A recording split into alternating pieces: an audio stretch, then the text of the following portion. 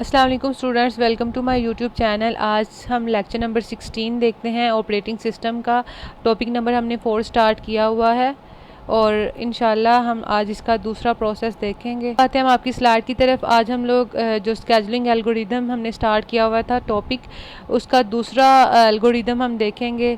उसमें क्या है, उससे पहले कि मैं आज का लेक्चर स्टार्ट करूँ, मैं थोड़ा लास्ट लेक्चर को थोड़ा रिकैप कर दूँ। लास्ट लेक्चर के अंदर हम लोगों ने जो स्केजुलिंग एल्गोरिदम पढ़ा था वो फर्स्ट कम फर्स्ट सर्व था। उसके बाद हमने इसके थोड़े से एग्जांपल से उसको समझा, डिटेल में जाके उसके फ़ायदे और उसके नुकसान देखे। आई होप कि आपको इसकी समझ आई हो। फिर भी आपका कोई क्वेश्चन हो, विदाउट एनी हेजिटेशन आप मुझे कमेंट्स में पूछ सकते हैं। आज हम लोग सेकंड जो एल्गोरिदम है उसको डिटेल में देखेंगे। ये जो है ये इसका नाम है शॉर्ट टेस्ट जॉब फर्स्ट। इसके अंदर क्या होता है कि ये थोड़ा सा एग्जीक्यूशन टाइम लेता है प्रोसेस को कंप्लीट होने में। इसमें जो सबसे पहले आया, जो सबसे थोड़ा प्रोसेस होता है, सबसे छोटा प्रोसेस होता है, उसको ये पहले एग्जीक्यूट करता है। और इसकी दो टाइप होती हैं, ये प्रिमिटिव हो सकता है या नॉन प्रिमिटिव हो सकता है। प्रिमिटिव वो सिचुएशन होती है जिसके अंदर सीपीयू को जो टाइम दिया जाता है उसके अंदर उसने वो कवर करना है। जैसे ही कोई और आ गया, उसका टाइम ख़त्म हुआ या किसी और को प्रियोरिटी देनी हो तो ज़बरदस्ती उसको बाहर निकाल दिया जाता है, उस प्रोसेस को रनिंग में रेडी में भेज दिया जाता है। वो प्रिमिटिव सिचुएशन होती है। और नॉन प्रिमिटिव वो सिचुएशन होती है जिसके अंदर वो पहले प्रोसेस अपना टास्क कंप्लीट करता है और जब तक वो खुद ना छोड़े सीपीयू को, उसको कोई भी उससे कोई भी छीन नहीं सकता है। आई थिंक सो आपकी इसकी समझ आई होगी। पिछले लेक्चर्स में भी मैंने इसको डिटेल में एक्सप्लेन किया था। आज हमारा जो है इसकी एग्जांपल को हम लोग समझ लेते हैं कि किस तरह से अब ये काम करता है। इसमें भी 5 प्रोसेस दिए गए हैं। सबसे पहले इसका अराइवल टाइम है, बस टाइम और कंप्लीशन टाइम। ये तीनों टाइम तो ऑलरेडी दिए होते हैं। उसके बाद टर्न अराउंड टाइम और वेटिंग टाइम है। तो इसके प्रोसेस को भी समझ लेते हैं। सबसे पहले अगर देखा जाए तो सबसे पहला प्रोसेस का बर्स्ट टाइम जो है, मतलब रनिंग टाइम जो है या फिर एग्जीक्यूशन टाइम इसको कहते हैं, वो 7 है। और कंप्लीशन टाइम उसका मतलब एग्जिट टाइम, जिस टाइम पे उसने अपना इस प्रोसेस को कंप्लीट किया है, वो 21 है। और टर्न अराउंड टाइम इसका कैसे फाइंड होता है, टर्न अराउंड कंप्लीशन टाइम और अराइवल टाइम को माइनस करने से हमारे पास आता है। और इस तरह हमारे पास वेटिंग टाइम कैसे आता है, कंप्लीशन, बर्स्ट और अराइवल को माइनस करने से 13 आया। ठीक है, 21 में से 7 माइनस करेंगे, फिर उसमें से 1 माइनस करें तो 13 आ गया। इसी तरह दूसरा प्रोसेस है, उसका अराइवल टाइम 2 है, उसका बर्स्ट टाइम मतलब एग्जीक्यूशन या रनिंग टाइम 3 है, कंप्लीशन या एग्जिट टाइम उसका 5 है। ये तीनों टाइम हमें पहले से गिवन होंगे और ये दोनों हमने फाइंड करने हैं और ये नीचे वाले प्रोसेस को समझना है। तो अब टर्न अराउंड टाइम इसका कैसे फाइंड होगा, कंप्लीशन और अराइवल टाइम को माइनस करने से। मतलब 5 को 2 में से माइनस करें तो 3 आ गया।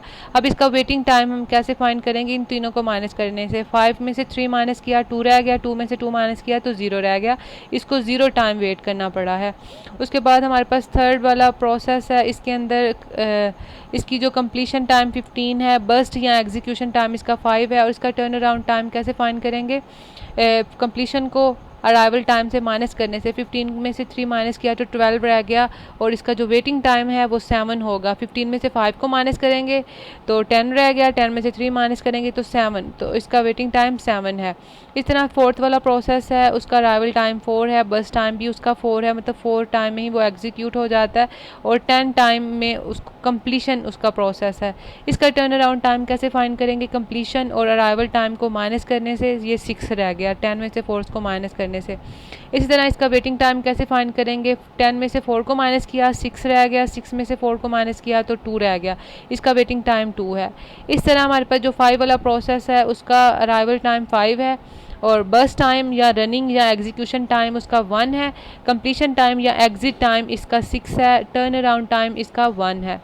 तो टर्न अराउंड टाइम कैसे फाइंड किया हमने, कंप्लीशन टाइम को अराइवल टाइम से माइनस करने से। 6 में से 5 को माइनस करने से 1 आ गया। और वेटिंग टाइम हम कैसे फाइंड करते हैं, कंप्लीशन को बर्स्ट टाइम से माइनस और उसको अराइवल टाइम से माइनस। मतलब 6 में से 1 माइनस किया तो 5 रह गया और 5 में से 5 माइनस करें तो 0। इसको भी 0 टाइम लगा है कंप्लीट होने में। अब इसका हम प्रोसीजर समझ लेते हैं कि किस तरह से ये नीचे प्रोसेस दिया गया है। हमने यहाँ पे लिखा हुआ है कि जो शॉर्ट जॉब है वो फर्स्ट सर्व की जाएगी। तो ये प्रिमिटिव की एग्जांपल दी हुई है कि मतलब खुद ही सीपीयू जब तक अपना काम ख़त्म नहीं करेगा तो वो प्रोसेस को नहीं निकालेगा। तो इसमें क्या करना है कि इसमें हमने प्रोसेस P1 जो है प्रोसेस 1 जो है वो P1 है। जो प्रोसेस 1 है उसका अराइवल टाइम 1 है, तो उसको हमने यहाँ पे चला दिया और वो कब तक चलेगा, वो 1 से 2 तक चलेगा। उसके बाद प्रोसेस 2 आया। प्रोसेस 2 जो है वो किस टाइम पे आया, वो 2 पे आया और उसका जो टाइम था वो कम था, उसने 3 टाइम बस लेना था एग्जीक्यूशन के लिए, तो हमने जल्दी से इसको फिर टाइम दे दिया। P1 से हमने ले लिया CPU और हमने इसको टाइम दे दिया क्योंकि ये शॉर्ट पे था। तो ये कब तक चलेगा, ये 2 से 3 तक चलेगा। ठीक है, 1 और 2 3 हो गए। उसके बाद प्रोसेस P2 जो है वो नेक्स्ट चलता जाएगा क्योंकि जो तीसरा प्रोसेस है वो 5 टाइम, उसका जो बस टाइम है वो 5 है, तो ये 3 से 4 तक भी यही चलेगा। उसके बाद ये 4 से 5 तक भी चलेगा। उसके बाद फिर जो प्रोसेस 3 है वो आ जाएगा, उसका बस टाइम 5 है, तो ये 5 से लेके 6 तक ये चलेगा। इसका जो प्रोसेस नंबर 3 है। उसके बाद हमारा अगला जो प्रोसेस है वो किस टाइम पे आया, वो 4 टाइम पे आया, प्रोसेस नंबर 4। तो उसको फिर दे देंगे और उसने 4 टाइम पे एग्जीक्यूट होना, पीरियोडिटी फिर उसको दे देंगे। फिर वो 6 से लेके 10 तक चलेगा। मीन्स हम इनको साथ में प्लस करते जाएंगे, 3 4 5 6 और 4 10 हो गए। ठीक है, ये फिर 6 से 10 तक चलेगा। फिर प्रोसेस 3 जो है उसको हम लोग दे देंगे थोड़े टाइम के लिए, क्योंकि वो अभी उसने एग्जीक्यूट होने में थोड़ा टाइम लेना था, उसको हमने दे दिया। ये 10 से 15 तक चलेगा। उसके बाद जो हमारा प्रोसेस 1 था वो भी काफ़ी लेंथी था, फिर उसको टाइम दे दिया 15 से 21 तक ये चलेगा। और इसका एवरेज टाइम कैसे फाइंड होता है, एवरेज टाइम इनका टर्न अराउंड टाइम का भी और वेटिंग टाइम का भी, इन सब को पहले प्लस करते हैं ये सारी वैल्यूज़ को। उसके बाद ये जितने कॉलम होते हैं उतने से इसको डिवाइड करते हैं। इनको प्लस करने से ये 22 आया है। और उसके बाद इसको फिर अगर हम गिने तो 1 2 3 4 5 हैं, तो 5 से इसको डिवाइड करेंगे तो 4.4 इसका एवरेज टाइम आएगा।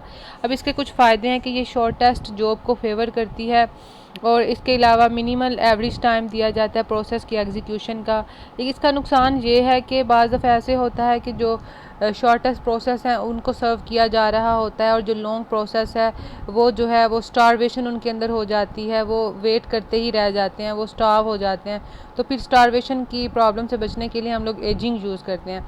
इंशाल्लाह हम नेक्स्ट आने वाले लेक्चर में इनके ऊपर डिस्कशन डिटेल में करेंगे। अभी आप यही समझ लें, स्टारवेशन के अगर कोई प्रोसेस जो है वो काफ़ी देर से वेट कर रहा है तो वो स्टारवेशन उसको हो जाएगी और उसको ख़त्म करने के लिए एक मेथड यूज़ किया जाता है जिसे एजिंग कहते हैं।